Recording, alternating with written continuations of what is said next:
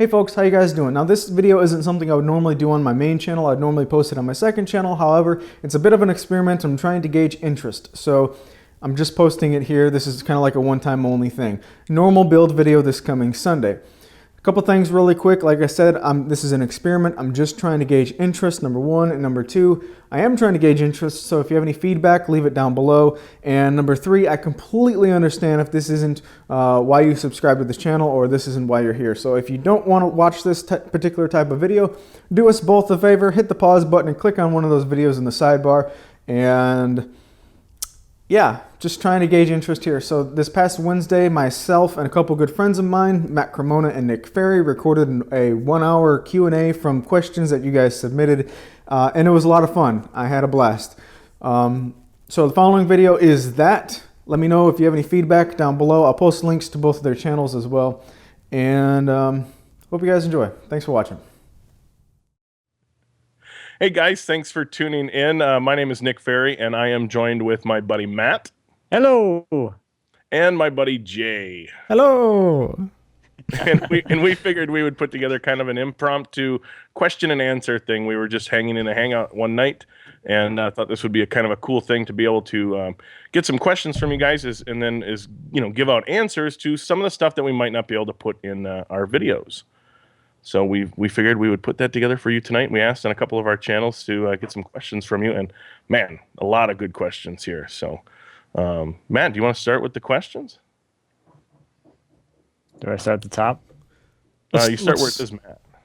You know what? I am on the wrong page. There we go. Well, he gets on the right page. Let's start with the most common topic by far. The most common question was, do you guys still have regular jobs or businesses, or is this your primary income source? Your websites and YouTube channels. What do you guys do for a living? How does one get the cash flow to work? Why don't you start that off, Nick? I do not do this for a living. I hope to at some point, someday, maybe in the near future. Who knows? So I can't necessarily. I mean, I can somewhat answer the question to how to get the cash flow to work, but my other two co-hosts here are actually doing it for a living. But I work in the glass industry, and so I'm kind of trying to juggle YouTube and making videos for that, as well as my day job and of course my family life. Matt, what about you? I am doing this for a living, as you mentioned. Most of my income is not just from the YouTube ad revenue. Just like any business, your revenue stream should be diversified.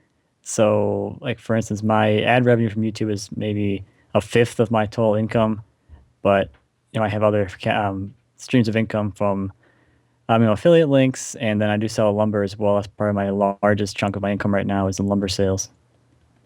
Lumber sales. You're a lumberjack. Lumber sales. Lumberjacking. This is my regular job since August 22nd, 2014. No one's counting.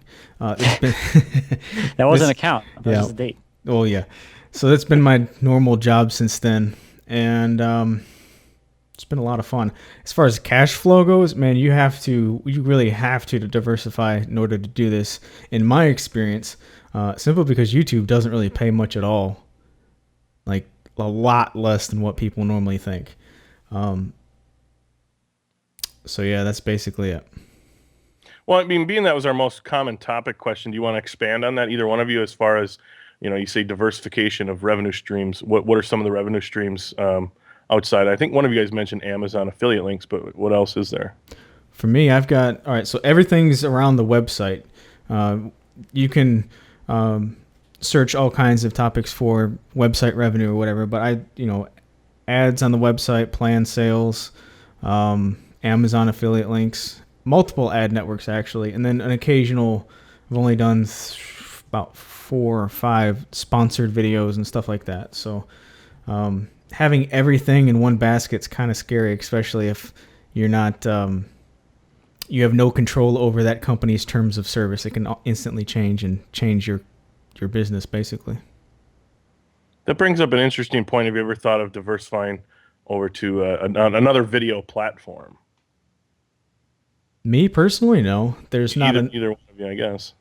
There's not really another option that What's the only other option? What is it? Just Vimeo? I don't. Which you And can't really- Vimeo is one that I'm aware of. I'm not quite sure if that's a. And I know Facebook is starting to do revenue splits, but that's I guess with only the top Facebookers. Yeah, I've got a hate relationship with Facebook. Uh, That could be an hour-long segment. Just yeah, that's a topic for another day. But going back to revenue streams, Matt, you were talking about wood sales and stuff like that, and I know you make quite a few cutting boards with some of your offcuts. Is there anything else that's kind of maybe unique to your situation that you're getting income from? The only thing I haven't mentioned yet is like Patreon. I've got that as well, and I'm starting to get into the classes as well. So again, another revenue stream in the bucket, or going into the bucket. All right. Yeah, since you mentioned classes real quick, you want to give a shameless plug for your guild project you're doing? Sure, I am building a sofa table. It is behind me, but you can't see me. It's off camera, but it's got a lot of good joinery in it. Dovetails and Morrison tenons and breadboard joinery, all that fun stuff. That is available in the Wood Whisperer Guild, and we're probably going to publish this soon, right? Yeah, relatively soon. I would say within a few days. If you head over there and use the coupon code SLABS, you can save 20% off that class. And that was woodwhisperer.com? The woodwhispererguild.com, and they'll be there. And if you use that coupon code before the end of the year, December 31st, 2015, 20% off that class. Nice. That's awesome. That's a really cool opportunity. Well, I suppose we can get right into the list of other questions that we had here, starting with Matt. This is from Jay Rowe. Do you now work in your shop full time, or do you still have other employment? Isn't that kind of the same thing we just answered? Yeah, same thing. I don't work in my shop full time. I am on my computer full time in that sense. This is way more of a desk job than a shop job. I second that by far. Yeah. We'll definitely get to that because I think that question had come up later as well. Well, I guess moving to the next one, since we pretty much covered the revenue streams and employment. Liam wants to know, do I have any interest in getting a lathe? It says, do you have any interest? I do, and hopefully sooner than later, but as a lot of things in a wood shop, it's just kind of budget allowing. And I'm not typically the type of person to buy into a smaller tool and then have to sell it later and then upgrade and worry about that. I would a lot of times just tend to save my money and buy ultimately what I want. But Matt, what about you and lathes? I have a lathe. I've had a lathe for a long time. I'm on my second lathe now, and I really enjoy the occasional turning. And I don't really care for spindle turning. I only really care about bowl turning. I hate spindle turning. So what you're saying is you want to make 1,000 more spindles for the baby crib. I am done making spindles for cribs or bassinets. I'm done. I hear you. I do have interest in getting a lathe, but I'm running out of shop real estate because I have a massive 4x8 table sitting in the middle of it, taking up most of my space, and the miter saw station, which those two things I don't really want to give up. So I'm just running out of space. There's so many things that I want, but you can only cram so much stuff in there and still have enough room to work around. So yes, I'm interested in one. Don't see myself getting one anytime soon at all. But the neat thing about a lathe is versus, say, like a joiner, planer, or table saw, where you need infeed and outfeed. Now, granted, you can get a larger, longer lathe between centers, but you don't necessarily need a ton of room behind it or a great amount of room, to either side of the center, because once you have your centers out, that's all you need. You don't need a bunch of infeed, outfeed. That's a good point. But they are messy. I've seen Cremona sit there and walk up of wood shaving. That's just to raise it up so it's a little higher for me, because I'm so short. It's nice. Nice. All right. Well, Retro Weld says, what was the driving factor that made you want to start doing YouTube? For me, it was watching great YouTubers like you guys that inspired me to film my first video. Well, thanks for that. But what was the driving factor that made me start making videos? First, it was I did some stuff on Lumberjacks, put some stuff on Lumberjacks, had a positive response, and it's like, oh, that made me feel all warm and fuzzy. So I'm gonna make a video to show the project. So I made a couple videos, put them on Lumberjacks, and it just kind of snowballed from there. What about you, Nick? I was same thing. I wasn't Lumberjacks. I forget what forum I'd been on since, gosh, it was like 05, 06, something like that. It was one of the woodworking forums, and so just basically kind of a written, I wouldn't say tutorial, but kind of a diary, and then you could attach as many pictures as you wanted. So I did that for a long, long time. But luckily, my wife was the one that kind of pushed me into starting a channel, because I was making that theater workstation, that cart, and I got all the materials for it and started building it. And she said, you'd kind of be a fool not to videotape this. That way, if you do want to start a channel, at least you have the footage, because she said this is going to be a pretty cool project, and definitely one of my more popular videos to this day. So I was really glad that she kind of kicked me in the butt to do that. But Matt, what was your reasoning? I had wanted to do it for a long time, and I tried to do it a bunch of times, and I think the way I went about it was kind of wrong for me, at least at first, because I was in front of the camera trying to talk to it and explain what I was doing, and it never worked out very well. I just couldn't get any good words out or concise sentences or even finish anything, so I pretty much gave up a bunch of times, and then in 2014, in the beginning of the year, I'm like, I should probably just do this, get in front of the camera, get good at, talking to a camera and just talking in general, which I'm still working on, but I'm getting there. But that's really what I started as, just kind of a self-improvement kind of thing, more than anything. Yeah, I used to be so shy with it too. Like the first, I don't know, 30 or so videos, you barely saw my face. And if you did, I was like walking away, like, you barely see me. Let's see here. Oh, we got Matt's question next. Back to me. Jeremy, what's the wood you like the most? Probably walnut. It's a pretty simple one for me. Either walnut or cherry. Those are the ones I work with the most. I like the look of cherry better when it's finished, but I prefer working with walnut as far as workability goes. Jay, what about you? Is budget involved? Like, is budget an influencing factor? Because if it is, then my favorite is pine. But if it's not, you don't like spruce or fir? You're more of a guy. I can only get southern yellow pine here. It's crazy. Well, some of the 2x4s are fir. But anyway, so I guess if I could fill up my shop full of one wood, probably sapele. I really, really enjoyed working with it in a couple of projects. I still have quite a bit of it left. Yeah, I'd say sapele. It's really nice. I know for me, I came from whether it's late 90s, early 2000s, a lot of arts and crafts, mission style, whether it's quarter sawn or regular oak. And I'm just kind of glad those days are behind me, because that's just such a kind of a fibrous wood. There's a lot of splinters that you can get.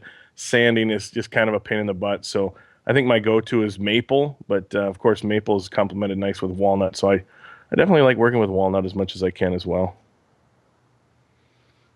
We got the next question here from KSFWG Dave. What projects have you done on YouTube that you wish you hadn't, or what project would you put off doing maybe for some years? And then let's see here. So you finally said to yourself, I should have done that years or months ago. That's yeah.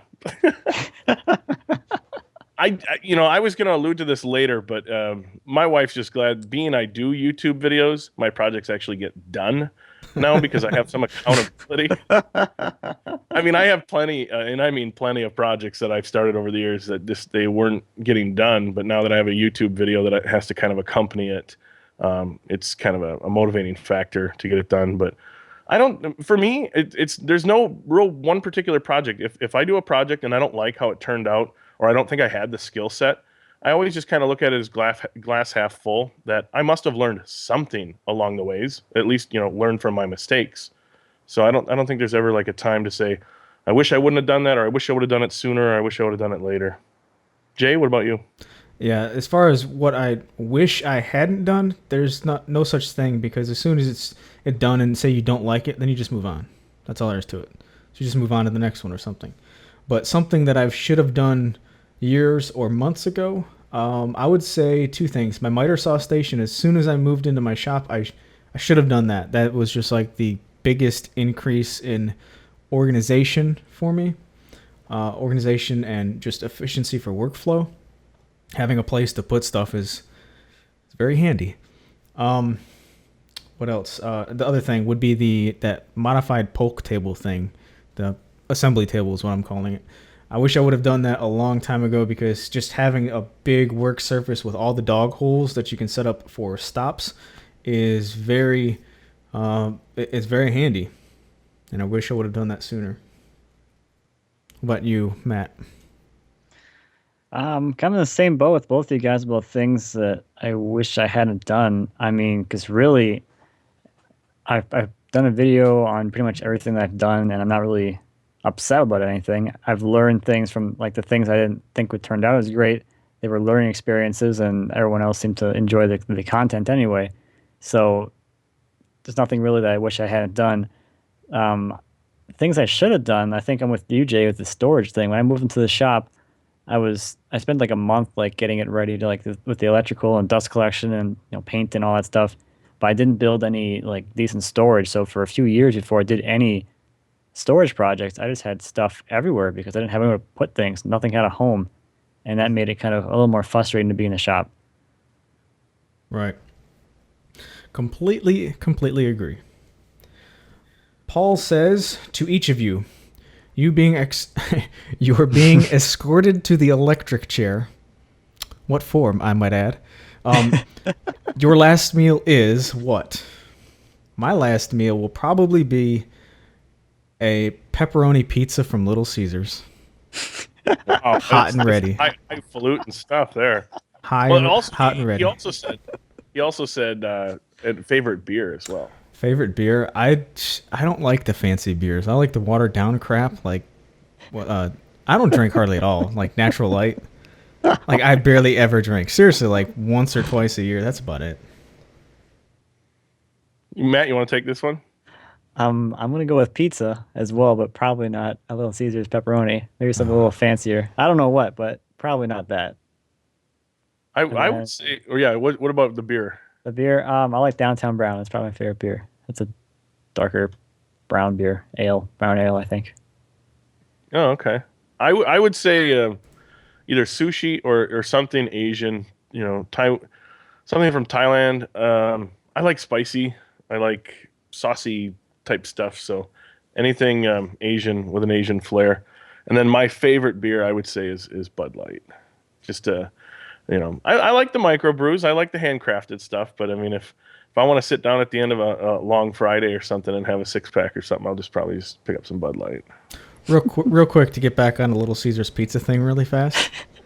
Like, my wife and I have eaten so much Little Caesars pizza that I designed the trash can in my kitchen right now so that'll fit 3 Little Caesars pizza boxes in it with the lid shut. I'm dead serious.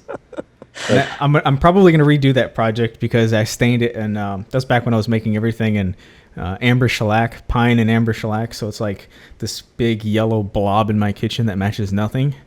So I'm probably going to redo it and then make it stain it the same color as I did those 2x4 bar stool things. But yeah, Paul said going escorted to the electric chair. For the record, I want to go out by firing squad because I think that's got a little bit more oomph to it. Yeah. Yeah, but the thing that's not being asked is like, what do we do to get to the electric chair? I'm sure we don't want to know. Yeah. All right, Matt. That was a morbid question. Anyway, a lot of us can't afford a Festool domino. Is there anything cheaper we can buy? I know about biscuits, but they're not as structurally sound as dominoes. There really isn't anything cheaper that you can buy that's going to be that kind of portability and that kind of strength. You could go like And speed. dowels and speed. Yeah, exactly. The domino is extremely fast, it's extremely strong, and it's really easy to use. You can go to dowels. That's kind of the same thing. It's got a little less speed than the domino and maybe a little less strength because you have less, I'll call them tendon materials. But of course, if you want to go a little bit even cheaper, you can choose your router with an edge guide and make your own floating tendons. It's going to be a little bit more time consuming because you have to set the fence and the bit depth and all that stuff. But I mean, it's essentially the same thing at that point. A little less portable. I don't know, portable, but like harder to handle, I guess. You wouldn't want to be, routing into the end of a 1x2 style or something with a big router. That would be interesting without some kind of support thing. So you got to build some kind of support thing to rest the router on to then do your thing. So it's a little bit more setup involved, but it's possible. Yeah. Also, Go ahead, Matt or Nick. Well, I was just going to say that's a really good point to bring up because, yeah, the dominoes are expensive. And I don't know if we'll allude to this later, but woodworking is one of those neat hobbies to where you can make money from starter tools and build up. But it's also a good point that Matt brought up about, say, like a spiral, maybe spiral upcut bit in a router. And if you wanted a dedicated jig, dedicated router to where you're eliminating setup time, you're still going to be quite a bit cheaper than say a domino. Yeah, I guess I dig the router idea. And if you're going to go with any type of doweling jig, I always kind of recommend something a little bit nicer because dowels can be kind of finicky. If you're dealing with a cheap jig and you're going to get inaccurate results, it's kind of a pain in the butt to try and line up dowels, and they don't want to line up for you. But real quick, an alternative that maybe a lot of people don't know of is Triton has. I don't think it's available in the U.S.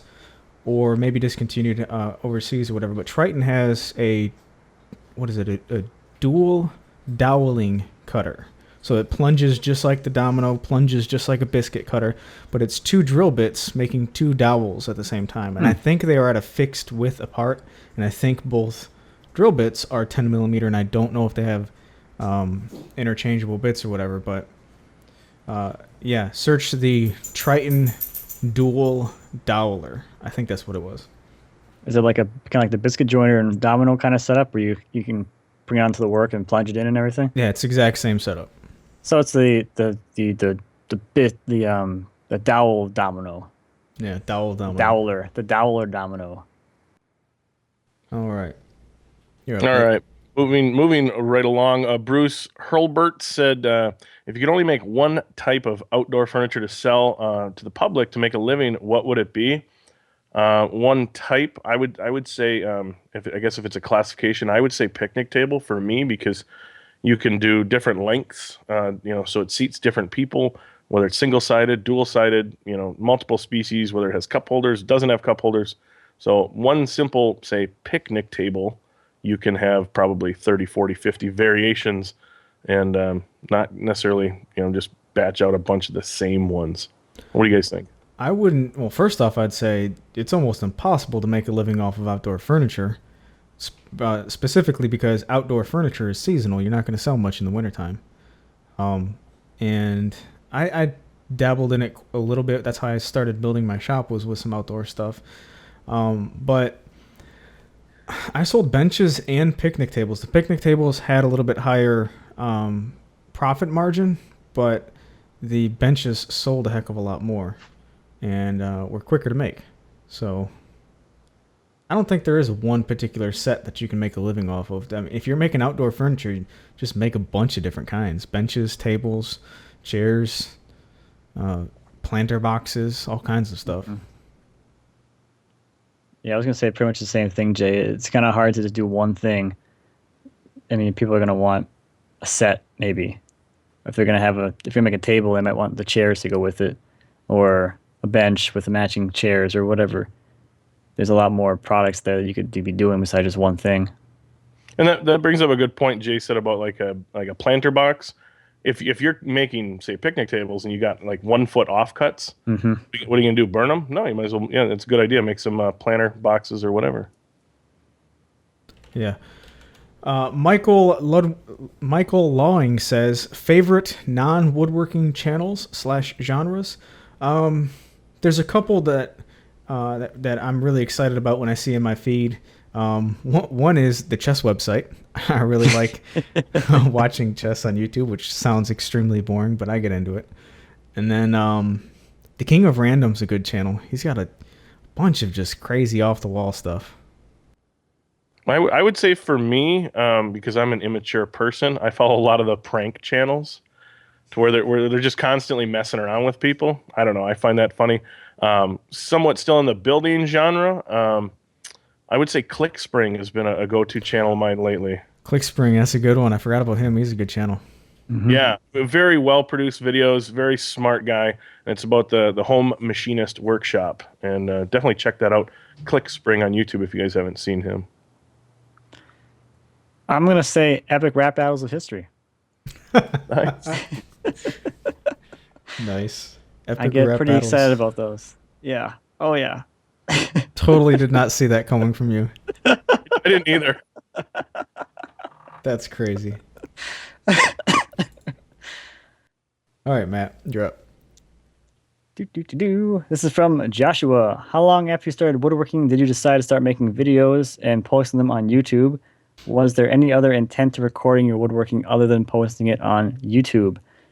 Well, I kind of got into this earlier. So a year after I started woodworking, I started making videos with the intention of posting them on YouTube, but never did. So I guess it was 7 years after I started woodworking that I actually started posting them on YouTube. And my intent was always to post them on YouTube. I was in woodworking for many years. I've been at it a little bit over 20 years, and I've been on YouTube for less than 2. And then as far as recording, yeah, I mean, it was to put it on either Facebook or YouTube and to kind of show people what I was working on. I'm not quite sure what the other reasoning behind videotaping what you're doing would be. My original intention wasn't to try and make a living at YouTube. It quickly became that, as people really seemed to kind of gravitate towards my stuff and enjoy it. But yeah, that's the only reason I record it is to kind of show people what's going on. I started, well, let's see. I started woodworking for about a year, took a 2 or 3 year break, and then got back into it for another year. And at that point, started uploading videos, like I said, for lumberjacks and stuff like that. But after about 3 months in, I think I saw it was Steve Ramsey made a video on, this is my full-time gig now, and I'm doing this full-time. And I was like, well, if he can do it, I can do it. Like, no disrespect to anybody else or not trying to be arrogant, but if someone else can do it, what do I need to know so that I can do it? And then at that point, it was just like, I guess that kind of started the intention of, keep it going, push the snowball kind of thing. But yeah, the original intent was to share my stuff on lumberjacks and stuff like that. Very cool. Let's see here. Moving along. Nick C wants to know, how long does it take to edit your average video? Let's see here. How have you been able to cut editing time since you started? Looking forward to the Q&A. It varies. There's not necessarily such a thing as an average video for me anyways, because that's kind of what keeps it interesting for me. I try to always inject, whether it's a different camera angle, whether it's a sped up process versus a different cut versus maybe an animation or an overlay. But it is a lot longer than I originally anticipated. I would say from kind of a middle of the road project with building the project, videotaping it, editing it, publishing it, and all that, I would say at least 30 hours a week. Really? But that can vary. Yeah. I mean, once again, I'm not doing super complicated projects all the time as well either. I'm guessing you're going to say it probably takes you a little bit longer, but I'll say less. I mean, not.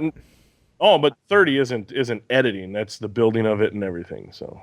Oh, well, he says, how long does it take you to edit your average video? I would say. Answer the question, Nick. I would say anywhere from 6 to 10 hours. Yeah, to edit. I mean, it all depends. Like the TV lift cabinet that I'm working on, I probably already have 20 to 24 hours worth of editing in it. But I also started with, 15, 18 hours worth of footage. So yeah, an average video I think is 6 to 10 hours is probably a good number. You're gonna have your longer ones and more complicated ones that take a while, like the doghouse video I made and the the doghouse, the chest of drawers. Those two are probably my most like pulling my hair out long editing sessions. But these days, like the more you do it, the more efficient you get at it. I do anyway, and search for shortcuts here and there, and of course keyboard shortcuts and all that good stuff to get you through the program faster. But it's funny because so I recently started doing the whole cloning thing, and I've gotten great feedback from it. I'm not the first person who's ever done that, obviously. It's been done many times before. But I guess it appears to be a little bit more difficult, which, by the way, I've never done green screen before in my life, so all that's just stacking clips and masking and stuff. So it appears to be, I guess, more complicated, but in actuality, it is really cutting my editing time and drastically down, because you're only setting the camera up one time and you're recording 2 shots, as opposed to doing one task and recording 3 different angles. So it's really cut my editing time down. So the coat rack video that I did, I edited that one relatively quick. It wasn't that long at all. I want to say like 3 hours, something like that. It wasn't long at all. So the more you do it, like anything else, the quicker you'll get at it. Matt? So I have like three, I guess, styles of videos. I have my shop update. I've got like an Ask Matt, which are going to be a little bit quicker, and then I have my full-on build videos. My shop updates usually take me about 3 hours. Well, this is just editing, so now I'm posting stuff that goes along with it, which is even more time. Answer the question, Matt. 2 hours to edit that. Yes. 2 hours to edit the shop update or so. And Ask Matt will probably take me about 4 hours, and then a build video will take me anywhere from 12 to 20 something hours to edit, depending on the complexity of the build, how much footage I have, and how much is going on. So like my flooring video took me probably at least 20 hours to do because there was just so much. It was like I went for like years worth of footage, hours and hours worth of footage, tons and tons of steps, going through a lot of that process. So, and then narration on top of that, which takes me forever because I'm terrible at it.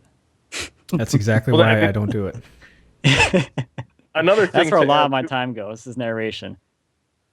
Another thing that I wanted to add to it, like I said, it depends on, I was talking to another YouTuber the other day, and I said, if you start out with, say, like a 7-minute video, just kind of as a fun, just a test, try and cut 30 seconds out. Try and have your overall message still there, but try and cut 30 seconds out of what I would consider either slow pacing or stuff that may or may not be boring.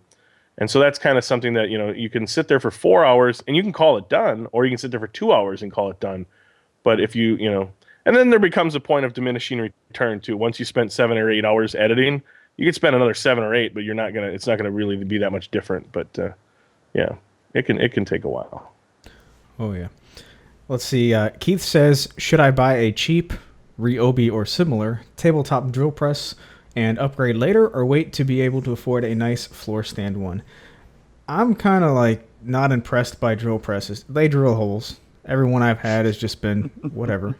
Let's see. I had a little itty bitty 1/8 horsepower drill press. I think it was a 1/8 horsepower drill press, itty bitty little thing, and that thing stalled out on like a 3/4 inch Forstner bit, so vastly underpowered. But the one I got now, I mean, it's like a 13-inch Harbor Freight model. It's pretty well rusted up from the humidity here in the summertime with the garage door open and such. And, it drills holes. And as long as the table's square to the drill bit, that's really all that matters. I can tell that there's a little bit of run out in it, but you're drilling a hole in wood. It's precise enough for me. So would I say upgrade later? I'm still waiting on the upgrade later part. So, I agree and disagree. I do have a cheap, tabletop one right now, but like Jay had mentioned, I mean, the Forstner bits, they bog down, and so. But that's one of the tools, though. I have no problem with buying cheap and then upgrading as your needs see fit. I mean, if you're doing a lot of, say, cup hinges in cabinet doors, and you're doing a lot of Forstner bit work, then I could see having a decent drill press. But if you're finding yourself not going to the drill press that often, or not, going, oh, this is bogging down that often, then, save your money and put it towards something else. Yeah, I'm still waiting for the upgrade as well. The drill press I have is a tabletop one. I bought that as one of my first tools when I started woodworking. I still have it. It's a Ryobi one, just like it's like Keith is talking about here, but I don't have a problem with it bogging down. I had the first time I ever had it bogged down when I was drilling a 1-inch hole in 1/2-inch steel plate this year. That was the first time I've ever been able to install it, and I've run 3 3/4 inch Forstner bits in it before, drilling wood with that, and that was fine as well. So maybe this just has more power in it than the normal one. I don't know. How much does it? A problem. How much does a 3 3/4 inch Forstner bit cost? $30. Yeah. That's a big chunk of spinning bit. Oh, it is big. Yeah, it's a lot less scary than that spinning knife thing. Yeah, the knuckle. That scares the bejesus out of me. Yeah, because you can't see it until your knuckles all blood. Like, oh, that's where it was. It was hitting my knuckle. Who do we got? Oh, I'm next. I got to scroll down the page here. Look at that.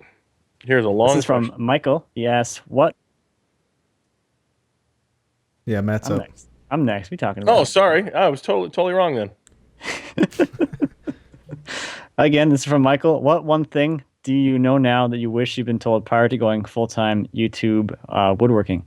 Um, I don't really know. I don't really have a good answer to this because I was doing it for fun and stuff before I went full time, so I kind of knew what I was getting into. I knew the time commitment was going to be ridiculous, which it is, but it's fun.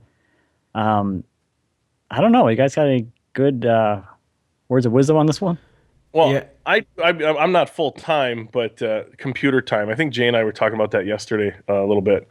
I wish I would have known there was more because you watch the video as a viewer and you see a guy out in his shop and he's woodworking and he's doing all that, and that's the fun part. And that's kind of I came into this as a woodworker, but the computer, the editing, the filming, the writing of an article or the posting of it, then the social media. So a lot more computer time. I wish I would have known that. Yeah, exactly. There's, like you said, the editing, the recording part of it. Then once you edit the video, then you have file management, keeping up with all the crap that you have on your business as far as all the files go. And of course, if you're doing a website, then there's website articles, and then you got to do pictures for the articles, and if you have any documentation to go with it to disperse for plans and such, there's just so much more to it that I did not know existed before doing it. Yeah. Moving right along. Corey James from Ontario, Canada. Matt, can you explain the milling process for joining boards before a project? Specifically, how many stages do you mill the material in, and how long do you wait between each stage to give yourself the best opportunity to have the best results in dealing with wood movement? It's kind of a multi-part question.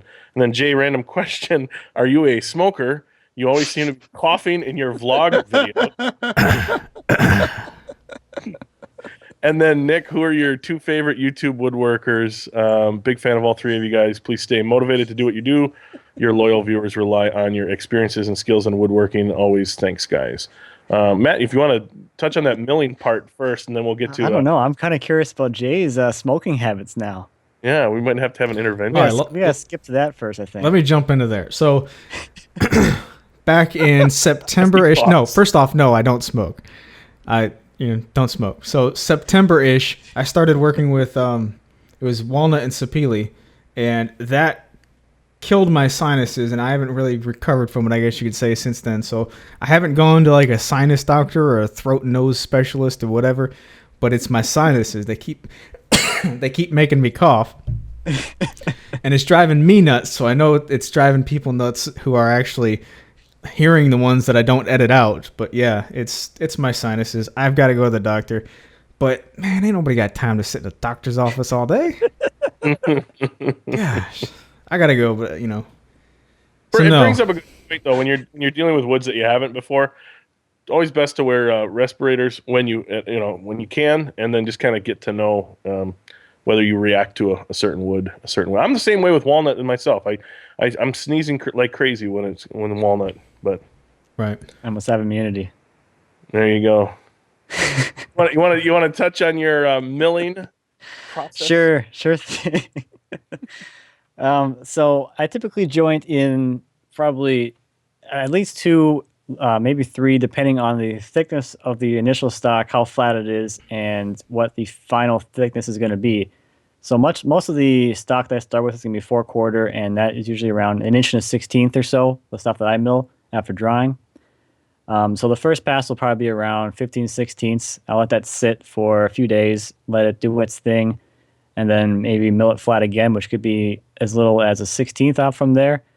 And then the third time I'll do it again and go to final thickness if I really need to go to final thickness.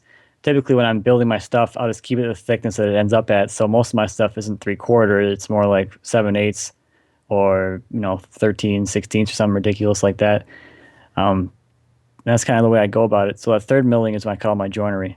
And then after that point, the boards will usually stay very flat because I've brought them down to that final thickness in a very gradual state and allowed them to move as much as they want to before removing the final amount of thickness.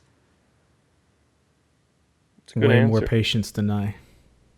Well, it takes some lead time, but Yeah. I mean, if you're like doing other stuff, you just kind of know the flow of your shop. So if you know you're going to start this project next week sometime or a month from now, you can do your first milling a month from now and let them sit for a long time. So it's just kind of just knowing your flow of things, I guess, more than anything. Is that all kind of in your head, or do you actually, schedule things? So like, hey, I should mill this, beginning of the month, or is that just kind of all in your head? That's kind of all in my head. I know like when I'm getting to closer to the finish of one project, I'll start the milling of the next one. I do kind of similar from rough sawn stuff. I always like to throw it through the planer for a couple passes, and if I know if I'm going to work on it in like a week or so, I just like to throw it a couple times through and then come back to it. But and then addressing the third part, Nick, your two favorite YouTube woodworkers. Pick one for talent, one for entertainment quality. I'm going to bend the question slightly. My favorite for overall entertainment quality, not a woodworker, but he's a metal worker. And it's AVE. And if you guys haven't checked out his channel, God, that guy is funny. I mean, you gotta make sure that you're not offended by colorful language, we'll say. But that guy is absolutely hilarious, and I'd love to have a beer with that guy someday. And then pick one for talent. That's really hard to narrow down one. I've been a big fan of Frank Howarth for a long time. Just some of the kind of off the wall stuff he comes up with, and even like Izzy Swan has got some really cool builds. So that's a hard one to nail down for just one. I'm curious. That question was directed towards me, but I want to ask you guys that one. Yeah, Your two favorite YouTube woodworkers for entertainment and then for talent. I was gonna say for talent, like someone that really sticks out to me is Guy's Woodshop. Mm-hmm. He does some really, really nice stuff. His small secretary he had with the tumbler door, whatever that's called. Tambler door. See, I don't, fancy stuff. Woo. Yeah. Yeah.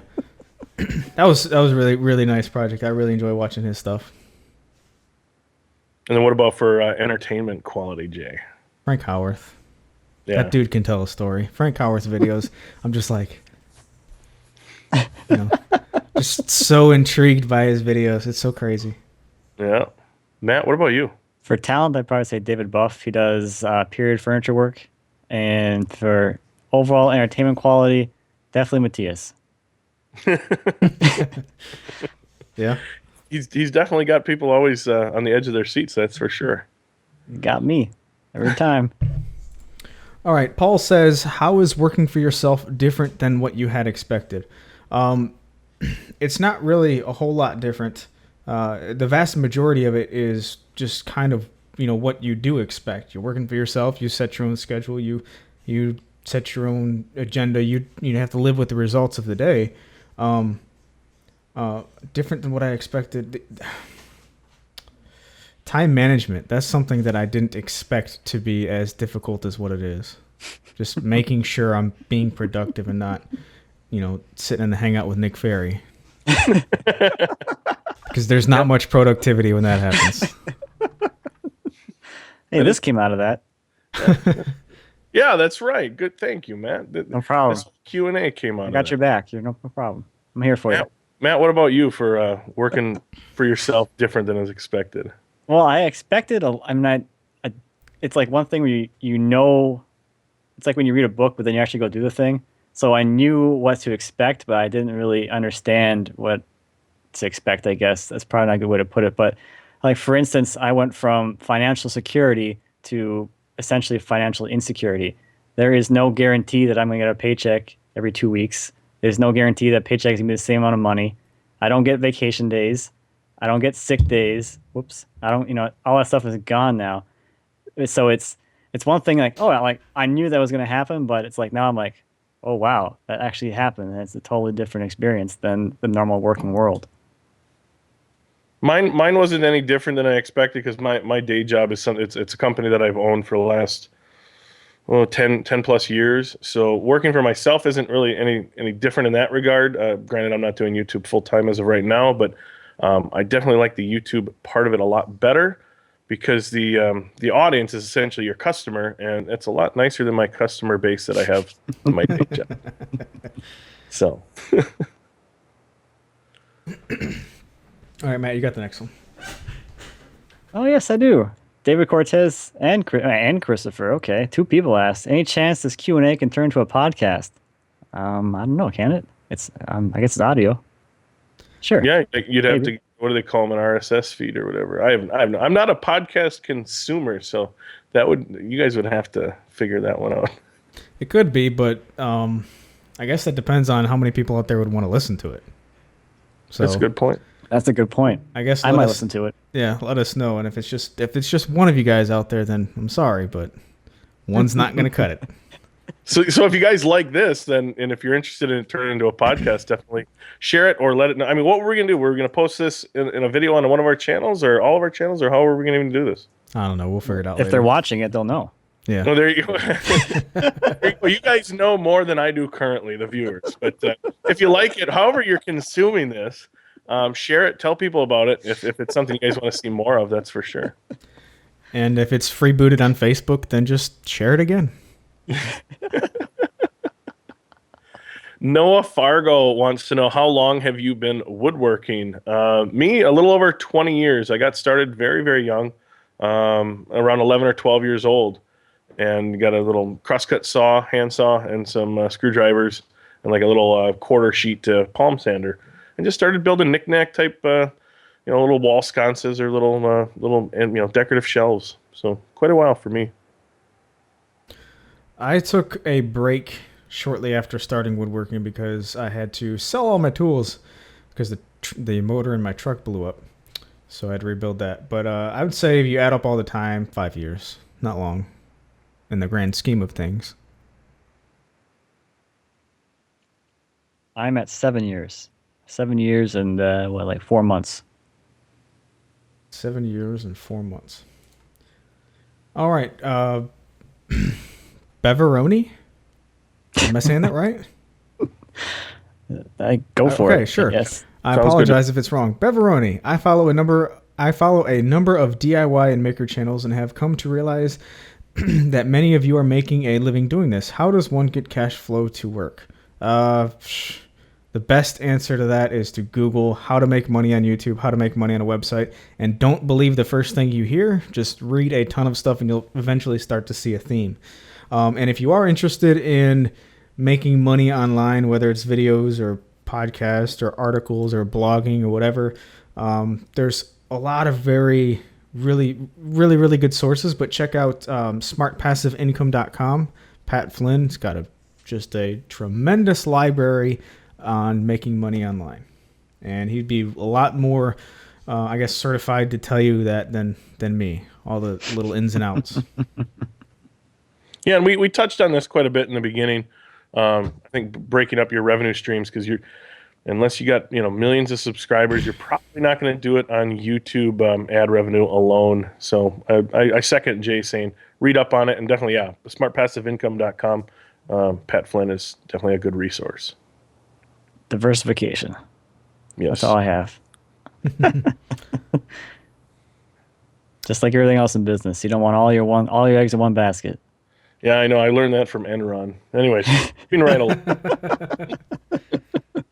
Oh, Rob asks, what software do you use to edit your videos? I use Adobe Premiere in the cloud. CC. Whatever it is, 2015 now.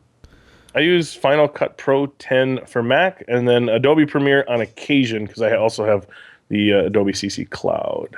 Yeah, Nick's a Mac user. I'm sorry. I started out using Kdenlive in Linux and built my editing computer. It's just a quad-core processor, which doesn't play too well. It didn't at the time play too well with Kdenlive. I could only use like 1 or 2 cores, which makes the computer kind of useless for building it. So I switched over to Windows, unfortunately, and I actually asked Steve Ramsey what editor he uses, and he just said Sony Movie Studio. So I picked it up. It's pretty cheap. I paid $29 or $39 for it, and it did everything that I ever asked it to do. But then I, at the same time, was using a Creative Cloud membership, so I was using it for Photoshop and InDesign, and Premiere Pro is included. So I figured, why not take a whim and learn that program, and I really like it. But you said it was too complicated, and somebody had to convince you to try it. Who might that be? I have no idea. I don't know. He's a handsome fella. He's a handsome fella. Either way. Ty Mose wants to know, now that you've been woodworking for quite a long time, if you were to do it all over again, would you have focused more on traditional hand tool methods? I would consider myself kind of a hybrid woodworker. I'm more to the energized, powered tools. But meeting certain people and seeing how people's work habits has shown me over the years. Even going to see Matt Cremona. Some of the stuff you can just whip out a block plane and get a quick chamfer or clean something up. I don't necessarily have any regrets though as far as my my lineage as far as how I've developed as a woodworker. Matt, how about you? I kind of wish I did. So when I started, pretty much all the information I had was really power tool focused, and no one was really focusing on how hand tools can complement power tools to make things come together easier, or whatever. So I do wish that I had more of the hand tool stuff in my work earlier, because I could have seen that it was a lot more of a valuable way to go.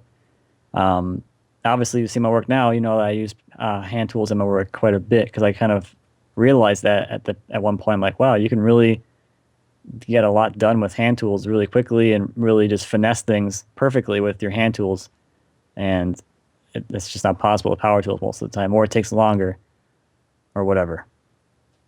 Yeah, I don't think I would have focused more on traditional hand tools, because both of what I started woodworking is, I started mainly building outdoor stuff and selling it, trying to make profit. So, for the vast majority of what I was doing, a machine's a heck of a lot faster.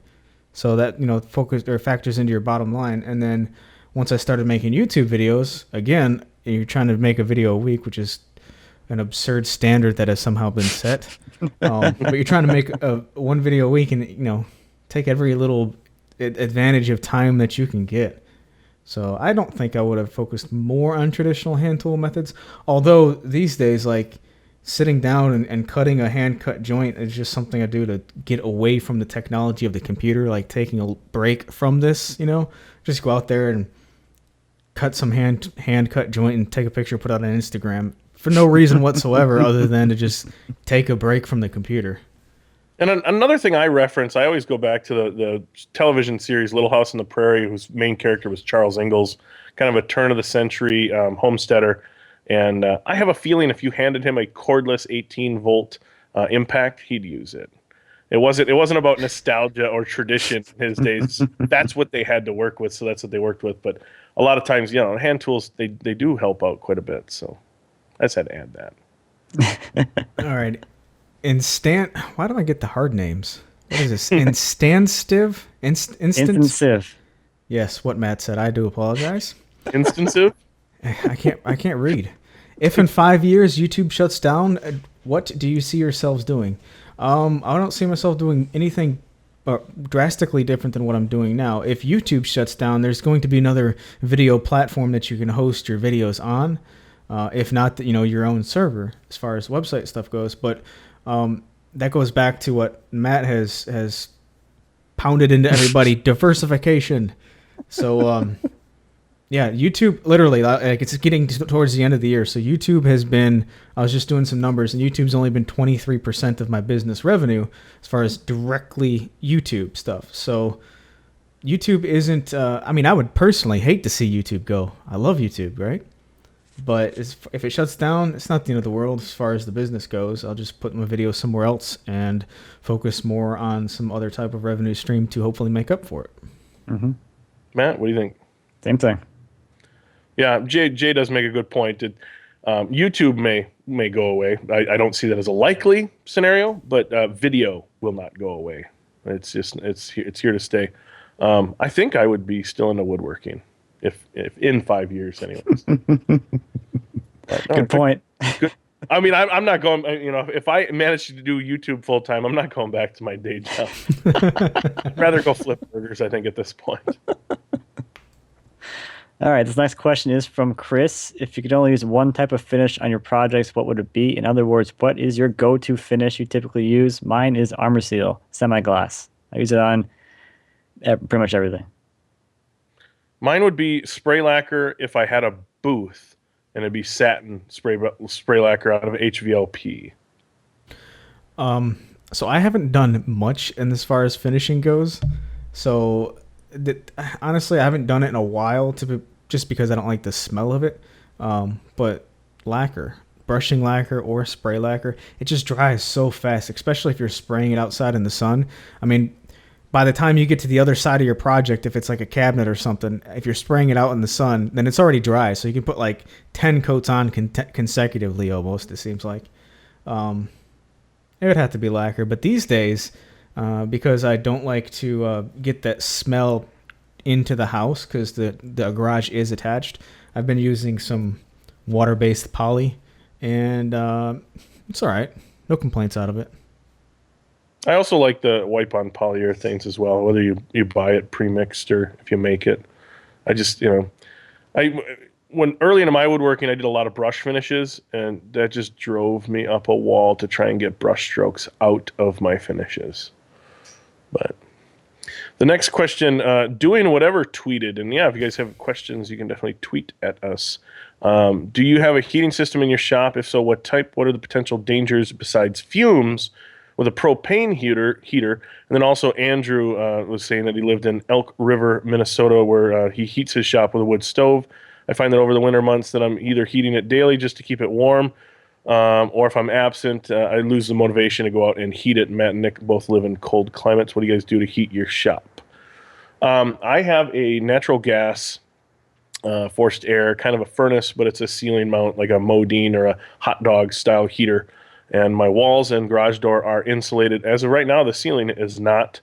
That's definitely on my to-do list. It's been on that list for 3 years, but pretty consistent, even heat. If I were to build the structure from start, I would love radiant in-floor heat.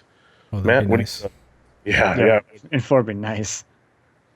Yeah, I use the garage forced air natural gas heater as well. It's great. It's direct vents, so you don't have to have, you're not sitting in the fumes. You can get a high efficiency one, so you're not combusting the air inside your shop as well. Yeah, that's an option. I used to use a torpedo heater, a kerosene one. That works. It's really hot and it works really well, but you're standing there in the fumes. So you absolutely have to have air come in to the shop to make up the air that's being combusted, so you don't die in there from the carbon monoxide. Rule number: don't go die in your shop. Don't go die in your shop from something like a heater, from air. I guess another thing worth noting too is if you're running a dust collection and you're exhausting exterior, that pilot light that's burning, you can also get the fumes in from that. So that's not something you want to do while heating that way. I mean, if you're heating electric, radiant, then you're fine. But yeah. I don't have. Well, right now I put in an air conditioner in for the summertime. It's also got a heat pump in it. I haven't gone through the full dead of winter with it, so I don't know how well it's going to perform. Hopefully it does pretty good. But last year I used, what did I use? One of those single brick propane heaters. No, I live in Mississippi, so it's not crazy cold. Our cold winters is probably like, 3 or 4 days in a row where it doesn't get below freezing. That's crazy cold for us, it seems like. Maybe the lows will dip into the single digits once or twice. Wow. I know it got that cold down there. Yeah, occasionally. Wow. Like everyone freaks out. Like pipes. You're pretty rugged. Oh yeah. Anyway, so yeah, I'm anxious to see how it does this year as far as that mini split. But last year I used that little propane heater, which made it stink horribly, and then that smell kind of ventured into the house a little bit, which I don't like at all. And I used 2 electric radiant heaters, which drove my light bill up crazy. I didn't think it did the first month or so, and I was like, I'll just keep using them. It kind of bit me in the butt. And then, so that's mine. But I will say this instantly popped in my head. Ronald Walters on YouTube, he did a great video of him doing radiant heat in his shop floor. And he also did radiant heat on his driveway. Yeah. Because he said the convenience of that far outweighed the convenience and cost of having a radiant heat driveway in the winter months far outweighed him going out there and shoveling it, Mm-hmm. So, yeah, +1 for the radiant heat thing. Yeah. There was a lot of stuff going on under that slab in his driveway. A lot of stuff buried in concrete there. Yeah. Crazy stuff. So check out Ronald Walters on YouTube. He's got all kinds of cool stuff. So are we nearing the 1 hour mark here? Yeah, I think we've actually just clipped it. We're just about to pass it, actually. Oh, okay. I'll bring up again the question about should this be a podcast. That's actually a really good question. If you guys want to see more of this, depending on how we post it, definitely let us know in the comment section if this is something that you guys enjoyed. And it was kind of cool to be able to hang out with Matt and Jay. And then And if you guys have any more questions, we were going to at least do one more of these, right? Because we have a handful of questions left. We still got a pretty good stack of questions here. Yeah, I think we got about halfway through. Oh, a little bit more than halfway. So if you guys have any other questions, make sure to leave those, wherever this is getting posted. Yeah, we're not exactly sure wherever this is being posted. But by chance, if you don't know who we are, this is Nick Ferry. Where can we find you all your stuff, Nick? You can just search YouTube under Nick Ferry, or you can find all of my stuff at nickferry.com. What about you, Matt? Very similar. You can search me on YouTube, Matt Cremona, or mattcremona.com. And I third that notion. Just go to jayscustomcreations.com. There you go. Well, I appreciate it for everyone that stuck around for the entire time. Definitely appreciate that. It's kind of cool to be able to answer some of the questions you guys had. Yeah, hopefully we'll be doing this again soon. But until then, see you guys later, and thanks for stopping by. See you guys later. Goodbye.